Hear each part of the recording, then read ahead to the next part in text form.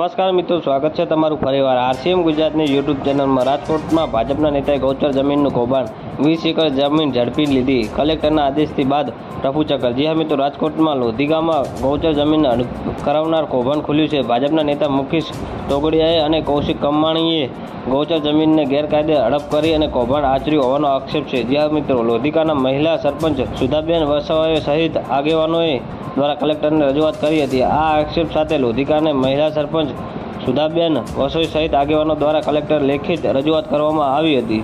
આ રજૂઆતમાં ગૌચરની 12 એકર અને ખેડૂતોની સંતાનની 20 એકર જમીન ભાજપના નેતા હડપ કરી હોવાનો આક્ષેપ છે। જી હા મિત્રો, જિલ્લા કલેક્ટર દ્વારા જમીન ખાલી કરવાનો આદેશ આવ્યા બાદ બંને નેતાઓ ભૂગર્ભમાં થઈ ગયા છે। જી હા મિત્રો, વધુ વાત કરીએ તો નેતાઓની ગૌચર જમીનને સર્વે નંબર 563થી 12 એકર જમીન પોતાનું હોવાનું કહીને ગેરકાયદે રીતે કબજે કર્યું હતું। ગૌચર જમીન ઉપર બાંધકામ કરતા સમગ્ર કૌભાંડ ભાંડો ફૂટ્યો હતો। જિલ્લા કલેક્ટરે ગૌચર જમીન ખાલી કરવાનો આદેશ કર્યો। આ ઘટના બાદ ભાજપના નેતાઓ રફુચક્કર થઈ ગયા હતા। તો મિત્રો, ન્યૂઝની સતત જાણકારી મેળવવા માટે અમારી ચેનલને લાઇક, શેર અને સબસ્ક્રાઈબ કરી લેજો। ધન્યવાદ। જય હિન્દ।